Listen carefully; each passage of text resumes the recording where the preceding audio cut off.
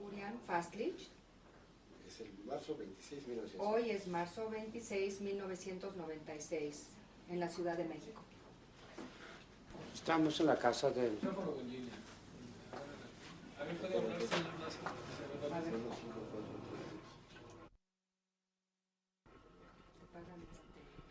Mexico City with life reports Portnoy, interviewed by Stephanie Fashlich, March 26, 1996, Mexico City, Mexico. It will be conducted in Spanish. ¿Sí? Estamos en casa del señor Lázaro Portnoy Eliezer. La entrevista se hará por la doctora Stephanie Kurian Fastlich en la Ciudad de México, en Polanco, y el día de hoy es 26 de marzo de 1996. El idioma será en español.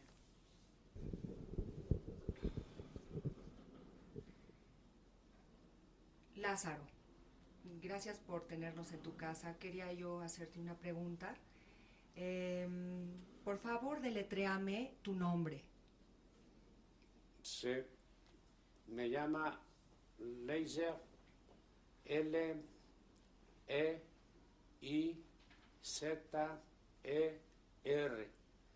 Portnoy, P-O-R-T-N-O-Y.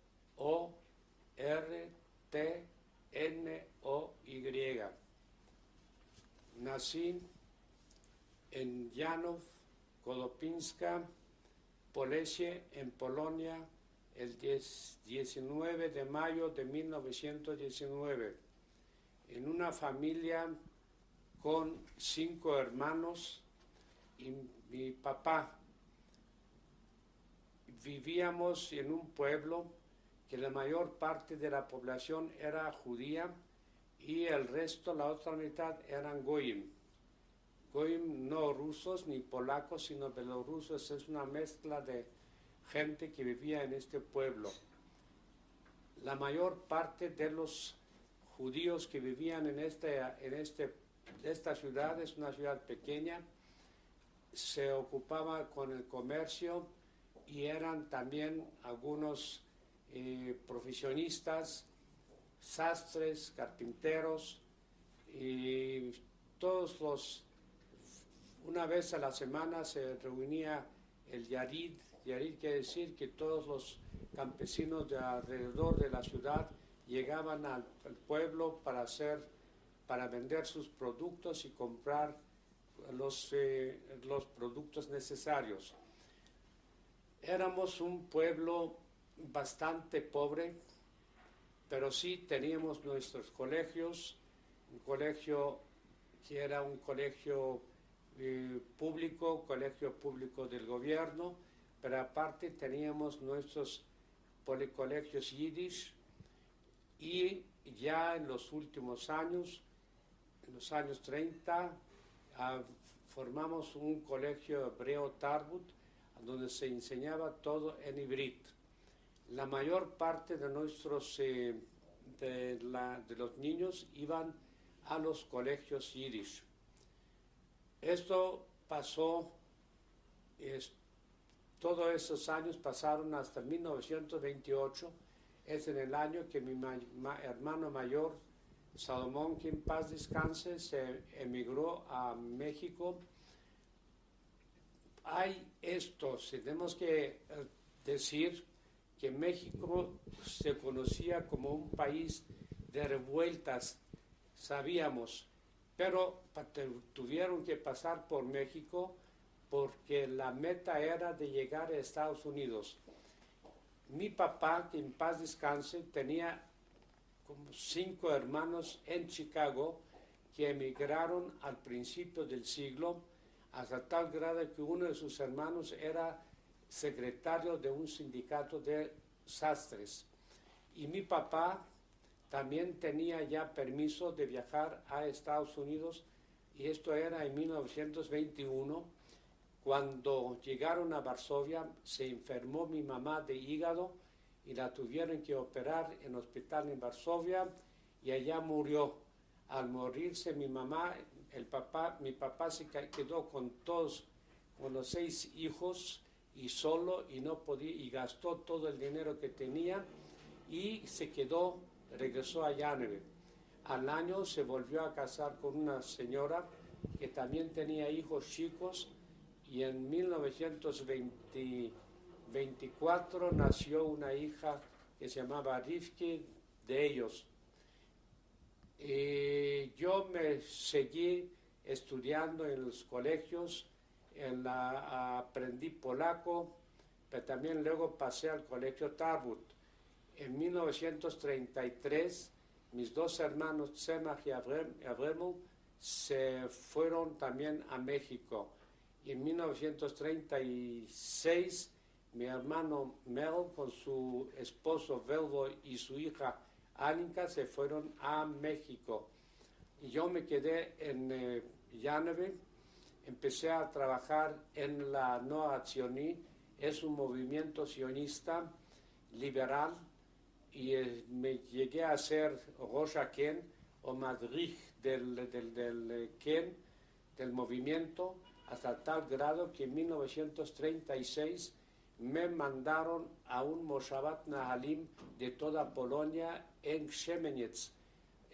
Se vinieron jóvenes como yo de toda Polonia para prepararnos como dirigentes de este movimiento. Estuve allá en 36, regresé a Llaneve y me puse como Madrid, como Rosh Ken del movimiento. Trabajé también en Keren Kayemet, esos fueron ya los años 38. En este año llegó mi cuñada Rebeca con su hija Judith a Llaneve de visita. En este año también ya empezaron mis hermanos en México a tramitar una visa para mí y mi hermana Nehami, que vivía también conmigo, para irse a México. Pero en 1939 estalla la guerra Rusia-Alemania y la embajada polaca mexicana se va de Varsovia y ya no tengo a dónde arreglar mis papeles, así que me quedé yo en Llaneve. Y en este año 39 entran los rusos y los alemanes se dividen con Polonia, casi a la mitad. Rusia llegó hasta el río Bug, hasta Brisk, que está el río Bug. Toda esa parte pertenecía a Rusia y la otra parte pertenecía a los alemanes. Esto fue en 1939. Mientras tanto, en esta época, los rusos y los alemanes hicieron un pacto de no agresión y un intercambio comercial. Los rusos les daban pan, trigo a los alemanes y los alemanes les pagaban con maquinaria. Y como la vía del tren de Alemania era angosta y de Rusia ancha, los trenes con el intercambio llegaban hasta Brisk. En esta ciudad descargaban las máquinas y cargaban comida y se regresaban a Varsovia. Yo en este año, 1940, los rusos me movilizaron y me mandaron a un ejército de trabajo, porque mi papá, que en paz descanse, era comerciante y yo tuve un hermanastro, quiero decir, el hijo de mi hermanastra, de mi madrastra, que era de la misma edad que yo. Él era trabajador, a él lo movilizaron y lo mandaron al Ejército Rojo en la guerra de Finlandia y luego posteriormente lo mandaron a Europa, llegó hasta Rumanía en grado de teniente, pero 5 días antes de terminar la guerra lo mataron en la guerra y perdí de conocimiento de él, no sé en qué lugar. En 1940-41 estuve yo en este campo de trabajo y nos mandaron a preparar. Este lugar se encontraba muy estratégico, se encontraba entre la vía del tren, entre un campo militar y en la carretera. en este lugar los rusos estaban preparando aeródromos para los aviones pesados de guerra. En una ocasión yo le pregunté al comandante, nuestro comandante, por qué hicimos el pacto con los alemanes y sabemos que los alemanes son enemigos número 1 de Rusia. Dice, todo lo hacemos porque queremos prepararnos, porque sabemos que algún día nos vamos a enfrentar con ellos. Y esto así sucedió. En 22 de junio de 1941, en una noche, como a las 4 de la mañana, nos levantaron y sacaron al campo de trabajo. Mientras tanto, cuando llegaron los rusos a nuestro pueblo, eran tan simples, tan ordinarios, que no sabían de nada. Ellos pensaron cuando vivían en Rusia que Rusia es el mejor lugar para vivir para ellos. Estaban como en una caja cerrada porque no tenían ningún contacto con el mundo exterior y estaban casi conformes. Considero hoy calmadamente, si los rusos no hubieran entrado a la guerra con los alemanes, los rusos no hubieran abierto los ojos, no se hubieran dado cuenta de la otra vida que vive la gente fuera de Rusia. Porque llegaban sin nada. Llegaban en el invierno, cuando llegaron con unos Valenki. Valenki quiere decir botas de lana. Este sirve solamente para el frío.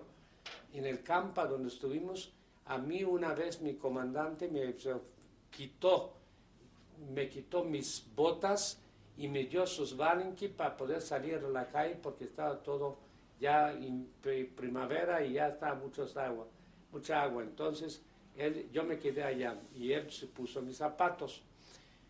Aquella noche del 22 de... Otro detalle, hay algunas cosas que vale la pena de... Esto caracteriza el modo de vivir de los mismos rusos en todo allá. Pero en Rusia. Aquí también ibas a comentar algo que tiene que ver con que él te prestó algo y tú habías mencionado antes que tuviste como 3 ocasiones en que te salvaron la vida. No, ese fue en el ejército, posterior. Y que vivían así, yo un día me sentía mal y fue con el doctor, me formé en la fila para llegar al doctor y veía que allá alguien estaba preparando alguna medicina. Cuando yo llegué, me dieron esta medicina sin saber, más es que era como una café aspirina y con eso querían que me alivie. Quiere decir que eran muy rudimentarios y no sabían de nada.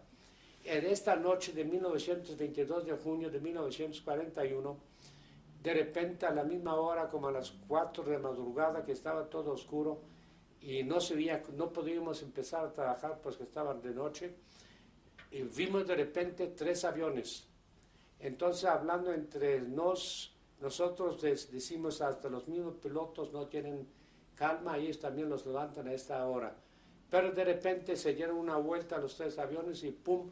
Y nos echaron 3 bombas como el tamaño de un edificio. Entonces, porque el comandante nos decía que son nuestros los aviones, de repente es esto, y estalló la guerra entre Rusia y Alemania.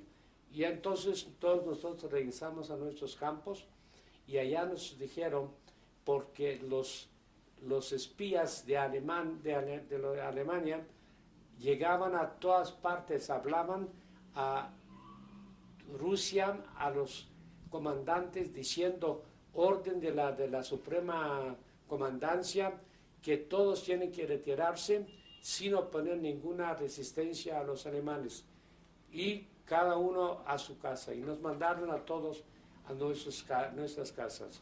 Yo estuve del campo de trabajo, estuve como a 80 kilómetros de mi pueblo, de mi ciudad, y nos mandaron a la casa. Yo también con otros muchachos empezamos a correr.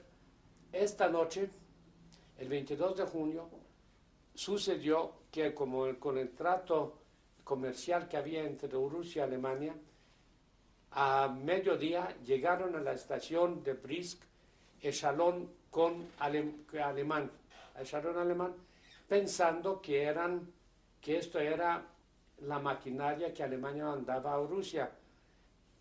Llegaron a la estación, abrieron las puertas y ¡pum! Del vagón brincaron los soldados y del otro lado del río estaban los soldados rusos bañándose, sin armas, sin nada. Aquel día y noche tomaron miles de prisioneros, soldados rusos, y los mandaron a Alemania. Y tomaron todo por sorpresa, pues sin ninguna resistencia. Cuando yo me tardé como 3 días de llegar a mi pueblo, llegué a Puebla a los 2 días, entraron los alemanes, así como de paseo, y ocuparon la ciudad. Y al día siguiente empezaron a preguntar quiénes son los comunistas. Se escogieron a 4 muchachos judíos, los sacaron a la plaza y los mataron para sembrar pánico entre población y más bien entre los judíos. Mientras tanto, nosotros ya empezaron a llegar las noticias de Polonia, de las partes donde estaban ocupadas por los alemanes, que los alemanes están maltratando a los judíos. Y poco a poco nos estábamos dando cuenta que llegó casi el final de nosotros, de los judíos, porque Hitler quiere aniquilar, liquidar a todo el pueblo judío, que él quiere que se queden nada más los puros arios, los puros alemanes dominando a todo el mundo. Tú en estos momentos, hasta que cuentas estas historias, ¿habías sufrido personalmente algún ataque antisemita o por tus muchos idiomas podías de alguna forma tratar de evitar esto? No había todavía, sabíamos que nos tratan mal, nos tratan como animales, nos mandaban al trabajo, pero así directamente yo no tuve ningún así especial. Pero sí, en una ocasión yo entré a trabajar a la tenería de mi cuñado y trabajábamos allá, curtíamos pieles para los alemanes y así de allá trabajamos. La tenería estaba fuera del gueto. El gueto consistía que a cada uno nos daban 1,20 metros. En un cuarto de unos 10 metros tenían que caber 8 personas en este mismo.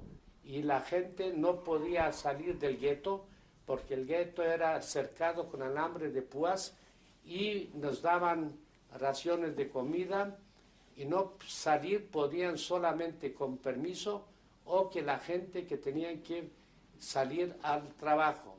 Y en este tiempo se formó en el gueto un Judenrat, de un Leib Divinsky como presidente, porque los alemanes no podían tener contacto con todo el pueblo, sino tener una representación de los mismos judíos y se llamaba Judenrat.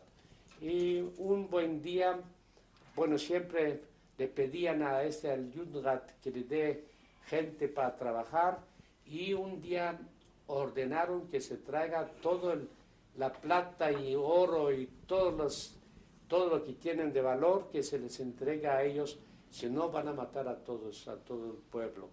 Y entonces empezamos a le entregamos todo lo que se podía. Yo contaba de la tenería donde trabajaba. Un día, saliendo del trabajo en la tarde, siempre traíamos pedazos de piel para cambiar con los campesinos para conseguir pan, porque la comida y la ración que nos daban no alcanzaba para todos. Yo vivía en el gueto entonces con mi papá, con mi madrastra, con mi hermanastra y también una de sus hijas de la madrastra. Era muy difícil, no había que comer. Y traía yo, debajo de mi camisa tenía un pedazo de piel. Íbamos 3, yo y otros 2 compañeros. Yo iba en medio y los 2 compañeros de los lados. antes como unos 20, 30 o 50 metros antes de llegar al gueto, porque teníamos que entrar al gueto, nos vienen al frente policías y soldados alemanes. Nos paran, ¿de dónde vienen? Del trabajo. ¿A dónde trabajan? En la tenería. Ah, sabemos que de la tenería ustedes están robando pieles y venden a los campesinos. A ver qué traen. Y empiezan a esculcar a uno que estaba de mi lado izquierdo, esculcan de cabeza a pies, no traía nada por suerte. Y yo iba en medio y sí traía algo, pero por suerte, no sé qué me pasó, se me brincó el alemán y empezó a esculcar al tercero. Él tampoco traía, entonces nos dejaron ir. Yo, la verdad, si encuentra el pedazo de piel que no era de gran valor, me hubiera matado. Así entré yo al gueto con el pedazo de piel. Y así seguíamos trabajando, pero sí nos estábamos preparando para empezar a buscar la manera de huir del gueto, porque oíamos lo que pasaba en los otros guetos y sabíamos que nuestro fin está por llegar. ¿Había alguna resistencia organizada dentro del gueto, algunos documentos clandestinos en este gueto? Este gueto se llamaba el gueto de Janove. Sí. Y documentos no, había sí resistencia.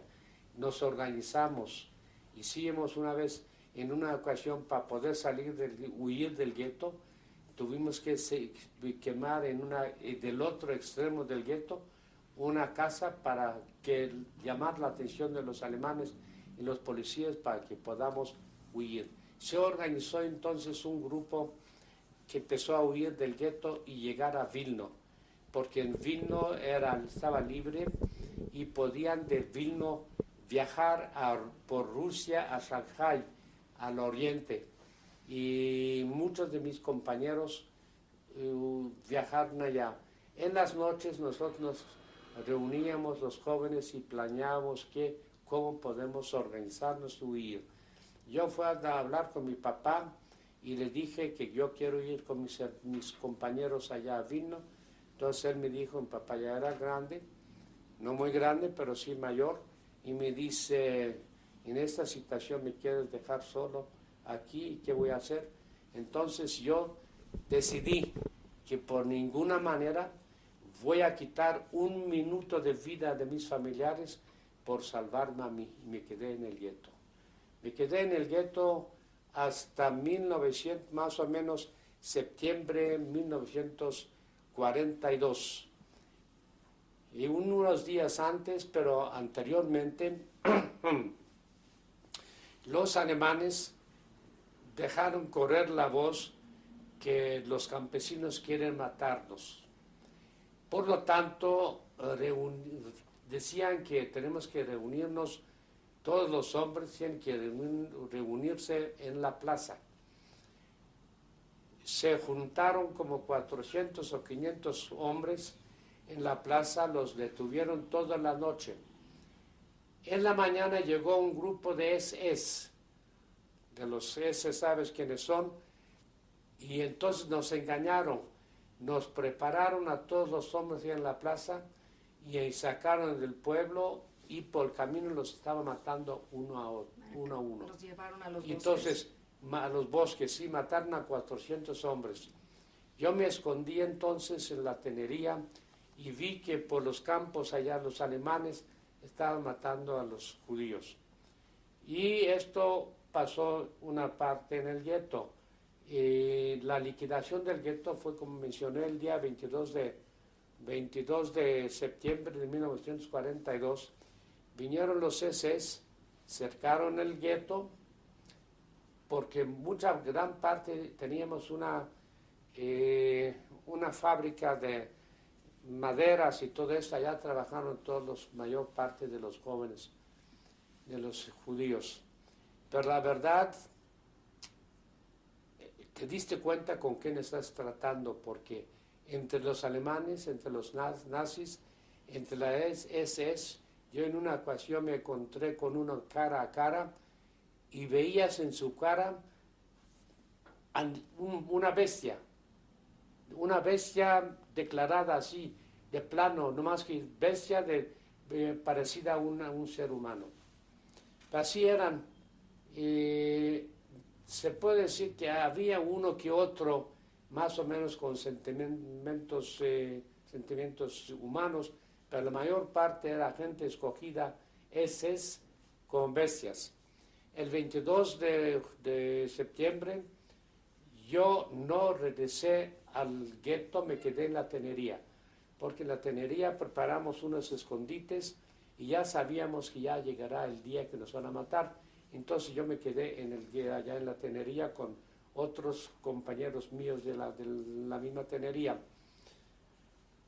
22, 23, como 2 días estuvimos allá escondidos, oímos todos los gritos y vimos cómo se estaba quemando el gueto.